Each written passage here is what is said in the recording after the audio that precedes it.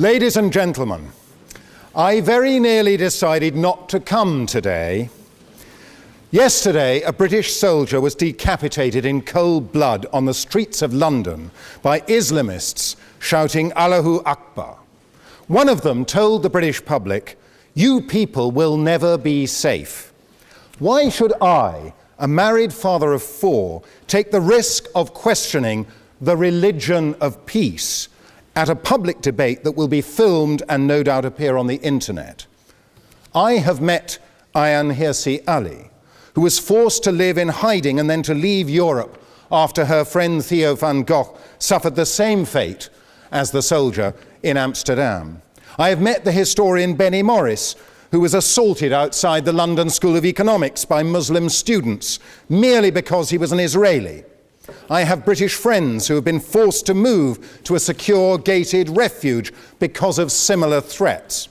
But I have come precisely because I do not want to live in fear in a free country, our country. I do not want this great university, our university, to become a place where academics are intimidated.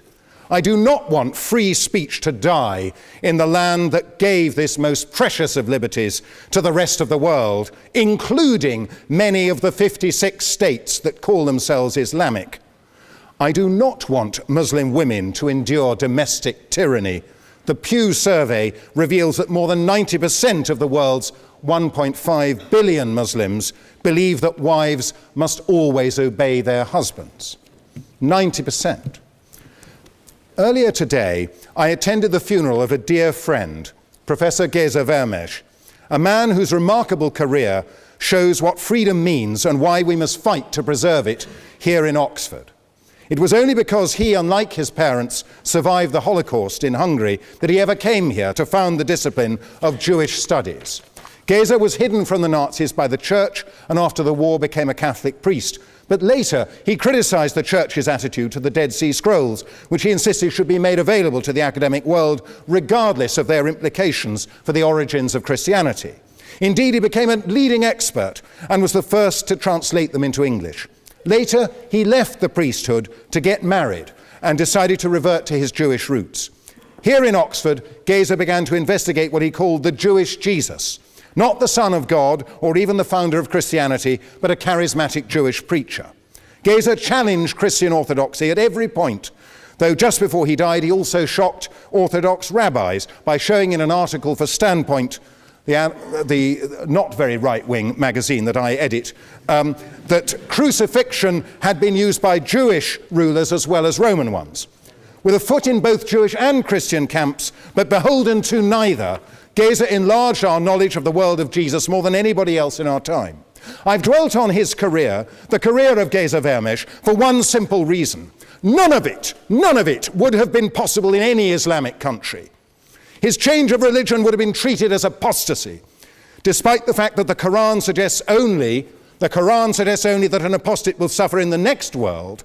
Under Sharia law, it is a capital offense, and many Muslim-majority countries do in fact impose the death penalty. The latest Pew survey suggests that a majority of Muslims around the world agree with this draconian punishment. Even worse in the eyes of Islamic authority was Geza Vermes' investigation of Jesus.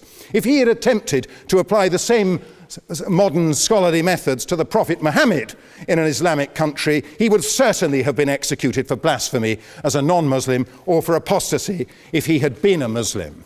One recent example was a leading Islamic scholar in Sudan, Mahmoud Taha, who was executed for apostasy merely because he presented Islam as a religion of peace, drawing on Muhammad's more conciliatory sayings rather than the warlike doctrines he later adopted.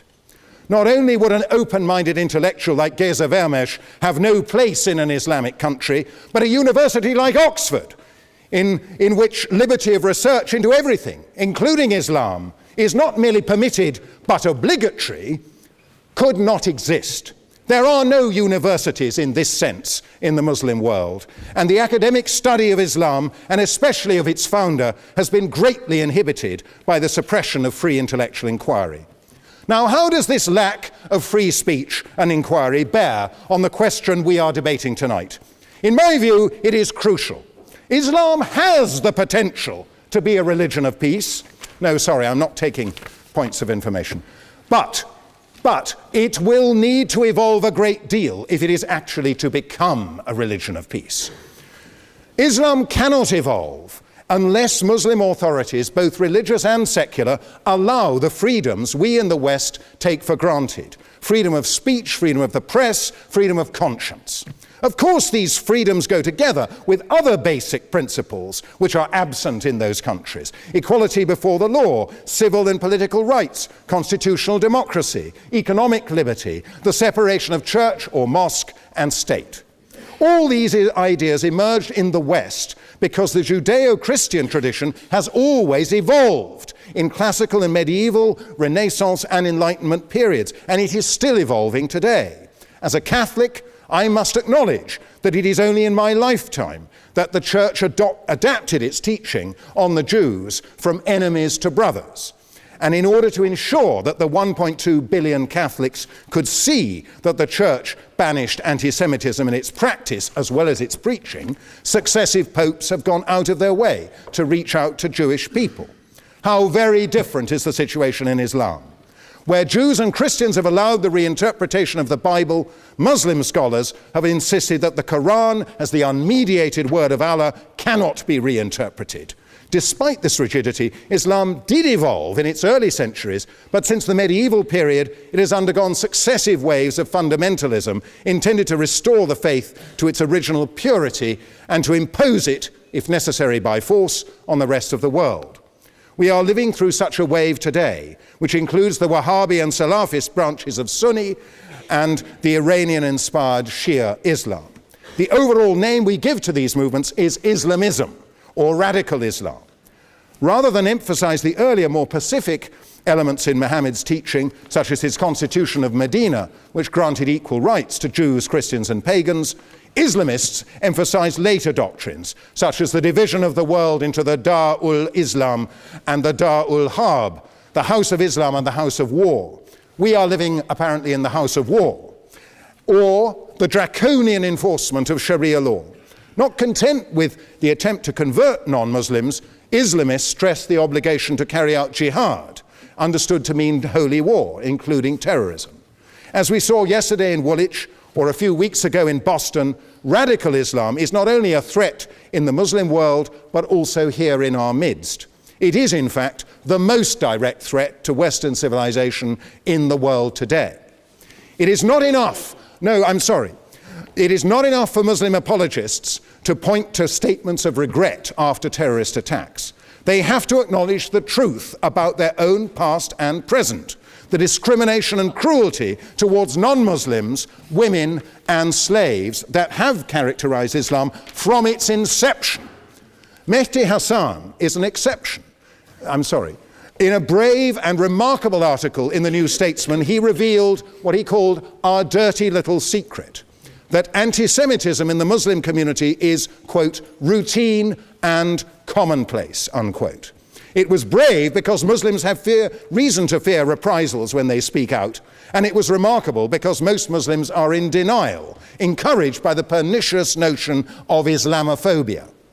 Because of that notion, the police and other authorities were in denial about the rape and exploitation of girls here in Oxford, an evil that was only exposed at their recent trial. But what other dirty little secrets might Mehdi Hasan like to admit? Who else are Muslims, at least of the radical persuasion, inclined to denounce in private? What do they say about Christians and other non-Muslims, including atheists? What about homosexuals or women whose dress or behavior is un-Islamic? We know what Islamic states do to all these and many other categories of people. They persecute and kill them. They claim the authority of Islam, of the Quran, the Hadith, the Sharia, and their own leading scholars. I know there are other scholars who defy the Islamists. I had the honor of meeting the late Zaki Badawi, the founder of the Muslim College, who fought against the influx of Saudi-funded imams into British mosques, who fought for Muslim integration and who denounced the fatwa against Salman Rushdie. But, Badawi lost all these battles. His leadership role has been usurped by Tariq Ramadan, who occupies a chair here in Oxford. He comes from a very different tradition, that of the Muslim Brotherhood, the vanguard of Islamism. To be blunt, Professor Ramadan is an Islamist wolf in sheep's clothing. Beware of him. A religion of peace has to practice what it preaches. I'm almost done. You only have to watch the news of persecution, war, and terror from the Muslim world and beyond to find that religion of peace rings hollow. Peace is not on offer to the rest of us except at a price that is unacceptable. The price of submission to the Islamists who increasingly dominate their fellow Muslims across the globe. One of the Woolwich terrorists told onlookers he had committed his carnage because he wanted to bring our troops back so we can all live in peace. Our troops? He had just butchered one of them. That is not only murder, that is treason. Until it is purged of the radicals who preach in its name, until we can feel safe on our streets again, Islam does not deserve to call itself a religion of peace. I urge you to oppose this motion.